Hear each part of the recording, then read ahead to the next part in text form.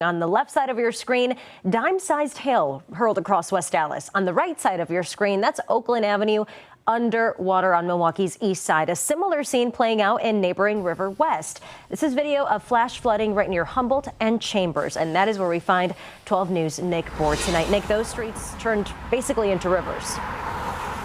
Right, a lot of water in a very short amount of time, and most of the problems were due to storm grates like this one here on Humboldt, clogged with a winter's worth of leaves and litter, leaving the water nowhere to go.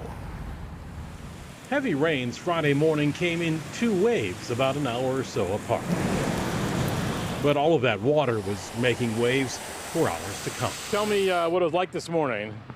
It was just downpouring pretty hard and thunder and lightning, and yeah, I just walked down over here and I was surprised to see quite the accumulation of waters. We found Dan Soini springing into action near Humboldt and Chambers, trying to clear storm drains clogged with leaves and litter. It's one of those neighborhood things that people should get out and do when the rains. Just get the rake. It takes 10 minutes, and not everybody has to drive through a hazard. Well, DPW crews were able to get out here and find the storm drains, which were clogged, leading to this flooding. Once they located them, they made pretty quick work of it. We found more DPW crews on the very aptly named Water Street this afternoon, knee-deep under the Humboldt Bridge, just north of Brady Street. It's a common problem here because it's a low spot and gets the draining water from the bridge above as well. Further west, near 24th and Locust, a block-long stretch underwater. Many of the drivers decided to turn around rather than venture through it, though plenty were doing that too. It's pretty much be a lot of just back up in the drainage system, so it's a lot of standing water.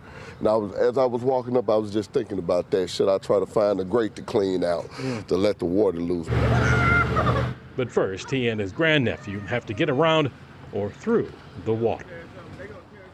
Well, Nick, there was a theme of people clearing out the drains themselves. Is that something DPW wants people to do? Yeah, in fact, they do encourage that. Of course, they don't want people wading out into real deep water, of course, but they would like people to help out where they can if they know where that grate is, just to open it up quick with a rake or something like you saw in the story there. They say even better, try to come out ahead of time if there's a lot of items in the gutter or clogging the grate to get to it before those flooding rains come. All right, Nick Bohr reporting live in Milwaukee for us. Thank you.